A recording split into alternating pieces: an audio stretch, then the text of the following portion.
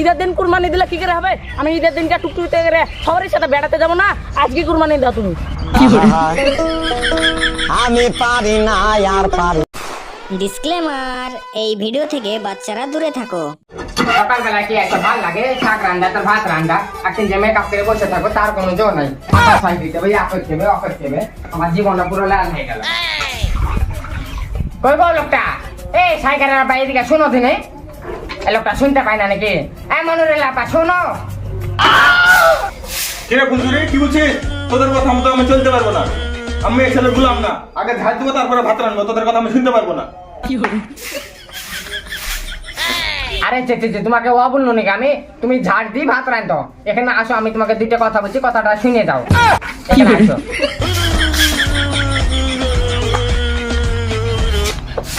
তো জ্বালায় কাজ থেকে শান্তি পাবো না। কি বলছিস বলতে তাড়ি? শোনো তাইলে, কথাটা হলো যে আমাদের বিয়ে হয়েছে 2020-তে নাকি? আর সাইগার হচ্ছে কততে? 2021-এ। ওই 2021 আর মনিরুল কততে হয়েছে? 2022-এ। ওই 21-22 তুমি কোরবানি দিয়েছো, আর এদিকে 23-24 কোনো কোরবানি দেওয়ার কোনো নামই নাই। এবার একটা কোরবানি দাও নাকি? ছেলেবেলে বড় হয়েছে, ছেলেবেলেকে যদি সুদায় পাড়ার বন্ধুরা যে কোরবানি দিছি হিসেবে, ওরা কি বলবে? লজ্জায়। আমি কেন কুরবানি দেবো? তুমি কুরবানি দিবা, আমাকে তো বাড়িতে ঝাড় দিয়ে লিবা, ভাত রান দিয়ে লিবা। দেখে লাগে তো আমি মেয়ে ছেলে, তুমি তো বেটা ছেলে, তাই লাগে তুমি কুরবানি দিবা, আমি কেন দিতে যাবো? আমি পারি না আর পারি না। ওখানে করো তুমি, বাপকে লাগে লোকের কাজ করে দিছো, তোমারই তো বোর কাজটা করে দিছো, হাতে পাতে একটা নাগি দিছো, ভালোই তো হয়েছে। তো ওসব কথা বাদ দাও, এবছর কুরবানি একটা দাও তুমি। ফুলসরা আবার ভুল কথা বলছো তুমি। ক্যাশিয়ার আমি না তুমি? 300 টাকার কাজ করলে 400 টাকার হিসেব নিয়ে বসে থাকো। আমি দিতে পারবো না কুরবানি, আমার কাছে টাকা নাই। তুমি ওসব বাদ দাও, ওই 300-400 ওসব বাদ দাও, দিয়ে একটা কুরবানি দাও। দরকার কিছু একটা বন্দুক দাও, দিয়ে একটা কুরবানি দাও এবছর। তুমি তো বুড়িয়া থাড়ি হয়ে গেছো, 2 বিয়েনের গায়ে হয়েছো, তোমাকে কে বন্ধুক নেবে? আমি পারি না আর পারি না। দেখো দিনে তাইলে একটা মহাজন তো নাই, আমার বাপ বুকা তুই বাপে এমন লোকের সাথে বিয়ে দিয়েছে, বউ বন্দুক দিব তাইছে। আজ পর্যন্ত জীবনে দেখনি না যে বউ বন্দুক দিয়ে কুরবানি দিয়েছে। দুনিয়াতে আর কোনো জিনিস নাই, আর কিছু বন্দুক দিতে পারছো না তুমি, আমাকে বন্দুক দিতে হবে। তোকে তো বন্দুক দেবো, আর কি বন্দুক দেবো? কিছু রাখেছিস তুই? আমার যত সয় সম্পত্তি ছিল তুই আর তোর মা যুক্ত করে আমার সব কিছু বিক্রি করে দিয়ে এখন আমাকে লাঠে তুলেছিস। এখন আমি কি বন্দুক দেবো? বন্দুক দেওয়ার মতন আছে তুই আছিস, তোকে বন্দুক দিতে হবে, দেখুন মানে দিতে হবে। সাথে লোকটা কি বলে দেখো দিনে, বউ বন্দুক দিয়ে তোমার কুরবানি তোমার হবে? তুমি সরে যাও, খেয়ে দিও, চোখের সামনে থেকে ছেড়ে দাও, তুমি যাকে পারবা তুমি কুরবানি দেওয়ার ব্যবস্থা করো। আমি হয়তো 2 দিন পরে মরবো, আগে মরলে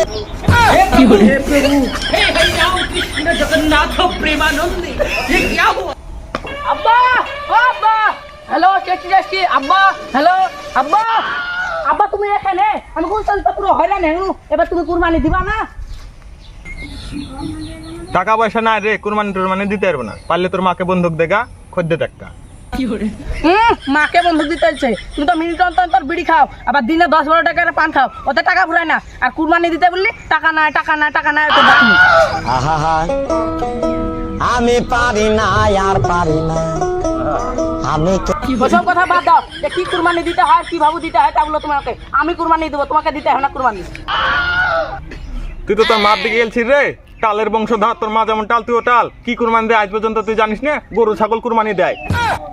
ও এই ব্যাপার, দেখো এবার আমি কিভাবে কুরবানি দিই। আব্বা, তোর সাথে দেখা হলো ভালোই হলো। ধর ছাগল এসেছি, চলো কুরবানি দিয়ে দিই এখনই। ছাগল নিয়ে এসেছিস এত ভালো কথা, কিন্তু আজকে কুরবানি দেয় না, ঈদের দিন কুরবানি দেয়।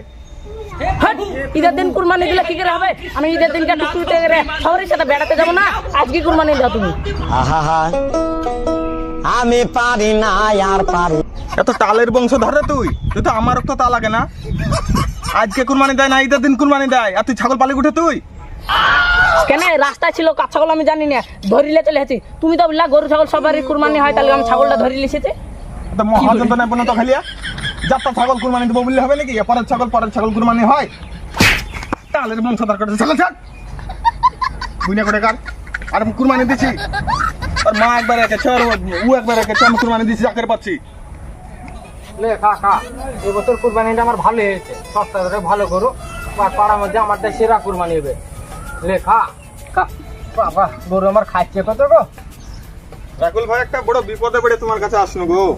তো কি ব্যাপার, তোমার কি গরু দেখতে আসলে নাকি? কোন বছর কুরবানি তো দাও না তুমি? কুরবানি তো দেওয়া হয় না, বুঝতে পারছো না? ওই তোমার ভাবিলে কুরবানি দিতে হবে, ছেলেটাও কুরবানি দেওয়া করছে, তো একটা ভাগা নেবো বলছে। তো কি বলছো, কিরকম দাম? আর দাম তোমার ওই 60,000 টাকা। মহাজন তো নেবার হাতে তো টাকারও শর্ট। 60,000 টাকা গরুর দাম বলছো না? আরে কটা ভাগা কটা আগে পড়বে গো?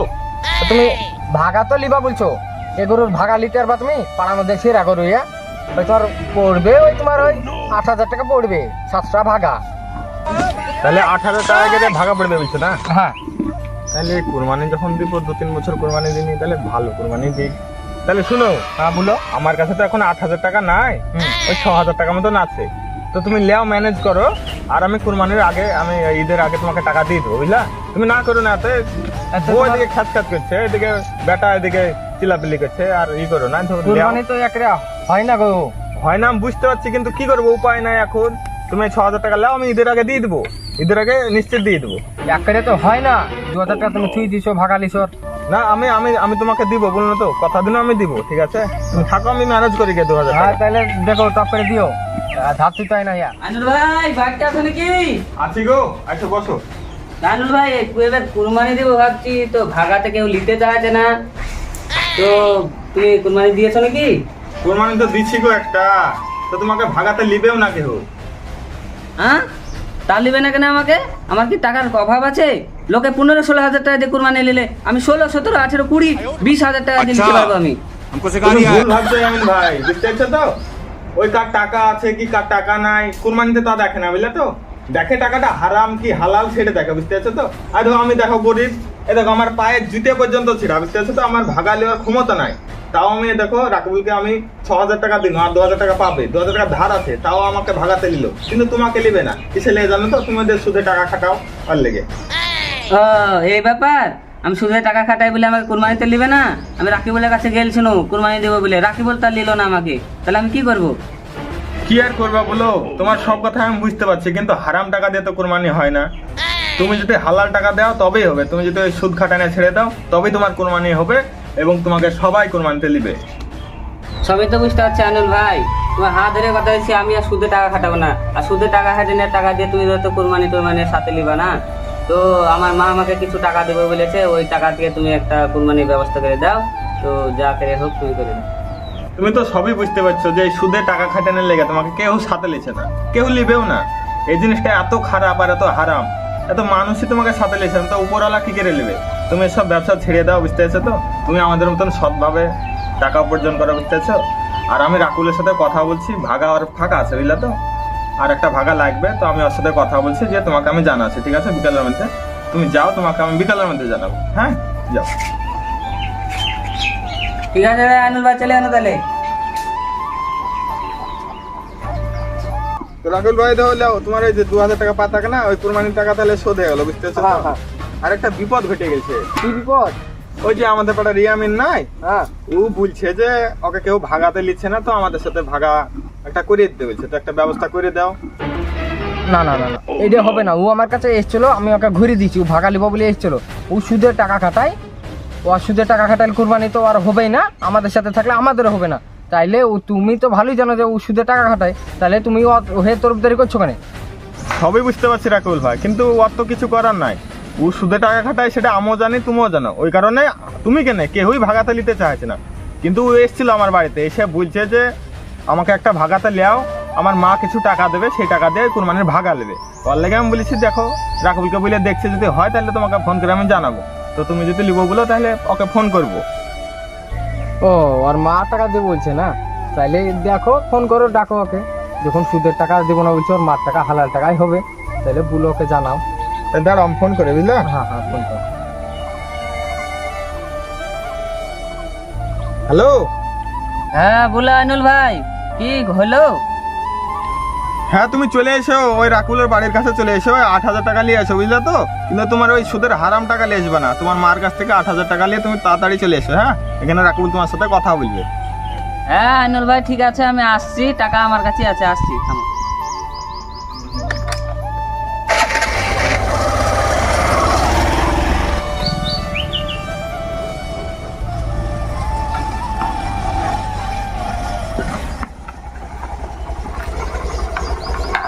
দেনে তো আইনুল ভাই কোন গরু গো? এ দেখো দেখো এটা এই গরু দেখো দিনই পছন্দ হয়েছে কি দেখো দিনই। গরু তো ভালো হয়েছে, কিন্তু গরুর গায়ে 3 মণ মাংস, এ গরুর দাম 60,000 কি করে হয়? এ গরুর দাম তো 40,000। এত দেখছো দেখছো, এত এর লেগে আমি সুদঘর মানুষকে কুরবানিতে লিনি কিসের লেগে? এত কুরবানির লাভ লস দেখছে, মাংসের হিসাবে যাচ্ছে মানুষ কুরবানিতে সৌন্দর্য দেখে, তা নাও মাংসের হিসাবে যায় লাভ লস দেখছে, এত এর লেগে আমি লিনি। ইয়ামিন তুই কি বলছিস বল দিনই? তুই কুরবানি দিছিস তা আবার মাংসর হিসেবে যাচ্ছিস? মাংসর হিসেবে কোনোদিন কুরবানি হয়? এর লেগে তোকে রাখা বললিছে না, আমারই ভুলে আছে তোকে লিয়ে আসা। আর বলো না আইনুল ভাই, সুদে টাকা খেটে খেটে আমার জীবন শেষ হয়ে গেল। কিছু মনে করে না আইনুল ভাই, তো টাকা দিছি, লাও টাকা লাও, গনে লাও। কি গনবো? তোর সুদের টাকা খেটে খেটে তোর ইমান দুর্বল হতে পারে, আমার ইমান দুর্বল না। তুই কুরবানিতে টাকা দিছিস, কি গনবো? আসুন ঈদের নামাজ পড়ে সকাল সকাল চলে আসবি, দেরি করিস না বুঝলি? হ্যাঁ সকাল সকাল চলে আসতে হবে, হ্যাঁ। বড় গরু আছে বাড়া যাবে না, হ্যাঁ। বুঝতে পারছিস তো? বেশি দেরি করা যাবে না। সেসব তো ঠিক আছে আইনুল ভাই, তো একটা কথা বলা ছিল। কি বলবি বল বল বল। তো আইনুল ভাই, আমার মা তো বুড়িয়ে হয়ে গেছে, শক্ত মাংস খাইতে পারবে না, একটু নরম দেখে মাংস দিও, মাটিয়ে কলজে, এই যে মগজ টগজ আছে এইসবগুলো একটু দিও। এমন তুই এটা কিরকম কথা বললি বলতেনি?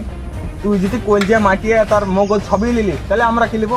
এটা তো আমরা বাজারে যে মাংস কিনছি না, এটা কুরবানি দিচ্ছি, এটা 7 জন আছি, 7 ভাগ হবে, সবাই সমান ভাগ পাবে, তা না তুই বলছিস যে কলজিয়া মাটিয়ে নেবো, এটা তো হয় না। আর শোন আমি, এই যে তুই কুরবানি দিছিস, এই মাংসকে তুই 3 ভাগ করবি, 1 ভাগ দিবি তোর ফকির মিসকিনকে, আর 1 ভাগ দিবি তোর কুটুম সাক্ষাৎকে, আর 1 ভাগ তুই লিখবি বুঝলি? তা কেন দিব? আমার টাকা দিয়ে কুরবানি নিয়ে যে ফকিরকে কুটুমকে কেন দেবো? হ্যাঁ দিলে আমার কুটুম হয়, কুটুমকে একটু দিতে পারি, কিন্তু ফকিরকে কেন দেবো? না না না ইয়ামিন, এটা কিভাবে হতে পারে? তুই ফকির মিসকিনকে দিবি না? তো ইমান ঠিক না রে, এভাবে কুরবানি হবে না। এই রাখো বল, ওকে টাকা দিয়ে দাও, ওকে আমরা ভাগাতে লিব না। হ্যাঁ আইনুল, তুমি ঠিকই বলেছো, ওর টাকা ওকে দিয়ে দিছি, ওকে কুরবানি দিতে হবে না। তাইলে তুই আমি তোর টাকা নে, যে তুই যা, তোকে কুরবানি দিতে হবে না, তুই যা। না না রাখুল্লাহ, কিছু মনে করো না, আমাকে কুরবানি থেকে বার করে দাও না। আমার মাংসটা 3 ভাগ করবা, তার মধ্যে 2 ভাগ তোমরা ফকির মিসকিনকে বিলিয়ে দিবা, আর 1 ভাগ আমাকে দেবা, সেই মাংসটাকে আমি কুটুম সাক্ষাৎকে দিয়ে দেবো। তা কি করে হয় রে ইয়ামিন? তুই যদি 2 ভাগ ফকির মিসকিনকে দিয়ে দিস তাহলে তুই খাবে কি আর কুটুম সাক্ষাৎকে কি দিবি বললেনি? তুই যদি তাই করিস তাহলে শুন, আমার ভাগে যে কলজিয়া মাটিয়া তোর ফেপড়া ফেপড়া যা পাবো, ঠিক আছে, নরম মাংসগুলো তোকে দিয়ে দিবো। তোর মা বৃদ্ধ মানুষ তো খেতে পারবে না, যে আমার ভাগ থেকে তোকে দিয়ে দিবো। হ্যাঁ হ্যাঁ আমিন, আমার তরফে তোর ওই মাইটিয়া কইল যে মগজ সব আমি তোকে দিয়ে দিবো। আর শোন, সমাজে চলতে গেলে তো এই লাভ লস দেখতে হয় না, বিশেষ করে কুরবানিতে, যাতে তোর আল্লাহ নারাজ হয় বুঝলি। আর তোর মাকে আমার তরফ থেকে ঈদ মোবারক বুঝলি, বলে দিস।